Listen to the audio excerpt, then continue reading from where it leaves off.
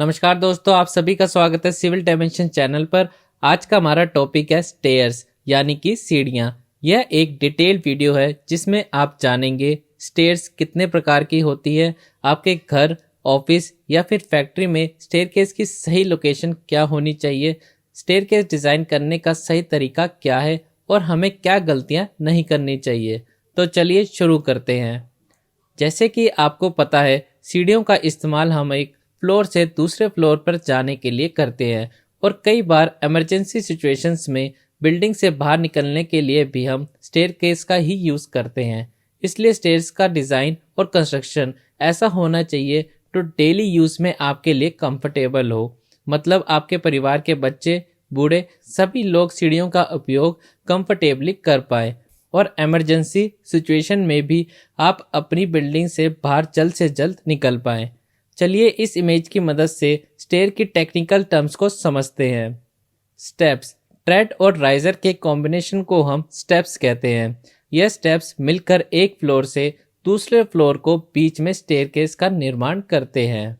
Trade, step की ऊपरी part को जिस पर हम पैर रखकर ऊपर या नीचे जाते हैं उसे हम ट्रेड कहते हैं। राइजर, स्टेप्स के वर्टिकल पार्ट को हम राइजर कहते हैं। फ्लाइट, स्टेयर के निचले पोर्शन को हम फ्लाइट कहते हैं। फ्लाइट एक बेस प्लेटफॉर्म है जिस पर स्टेप्स को बनाया जाता है। आरसीसी स्टेयर्स में फ्लाइट की मिनिमम थिकनेस 5 इंच होनी चाहिए। नेक्स्ट इज लैंडिंग, सीढ़ियों पर चढ़ते वक्त दो फ्लोर के बीच में रेस्ट करने के लिए दिए गए स्पेस को हम लैंडिंग कहते हैं। नेक्स्ट इज नोजिंग, सीढ़ियों में मार्बल या पत्थर लगाते समय ट्रेड को हम राइजर से थोड़ा बाहर निकालते हैं जिससे कि स्टेप्स देखने में खूबसूरत लगे। इसी प्रोजेक्शन को हम नोजिंग कहते हैं। Next is hand rail, railing के टॉप पार्ट को हैंड रेल कहते हैं। नेक्स्ट इज बैलुस्ट्रेड, रेलिंग में यूज होने वाले वर्टिकल मेंबर्स को बैलुस्ट्रेड कहते हैं। नेक्स्ट इज न्यूवल पोस्ट, पोस्ट एक हैवी ड्यूटी वर्टिकल मेंबर होता है जिसे रेलिंग के स्टार्ट में ही हैंड रेल को सपोर्ट करने के लिए लगाया जाता है। यह थी कुछ टेक्निकल टर्म्स जो स्टेयरकेस डिज़ाइन या कंस्ट्रक्शन से पहले आपको पता होनी चाहिए। Next is requirements of a good staircase और डिज़ाइन पैरामीटर्स। सबसे पहला है लोकेशन, सीढ़ियों को बिल्डिंग के उस हिस्से में बनाना चाहिए जहां वेंटिलेशन और नेचुरल सनलाइट हो। अगर बिल्डिंग का एरिया बड़ा है तो स्टेयरकेस को बिल्डिंग के सेंटर में देना चाहिए ताकि इमरजेंसी सिचुएशन में भी सब लोग स्टेयर को आसानी से एक्सेस कर पाएं। दूसरा है विड्थ ऑफ स्टेयरकेस, अगर बिल्डिंग रेजिडेंशियल बिल्डिंग है तो सीढ़ियों की चौड़ाई कम से कम 3 फीट होनी चाहिए और अगर बिल्डिंग कमर्शियल है तो सीढ़ियों की विड्थ कम से कम 6 फीट होनी चाहिए। Third is length of flight, stairs इस तरह से डिज़ाइन करें कि एक बार में आप 12 स्टेप से ज़्यादा ना चढ़ें। 12 स्टेप के बाद एक लैंडिंग तो जरूर होनी चाहिए।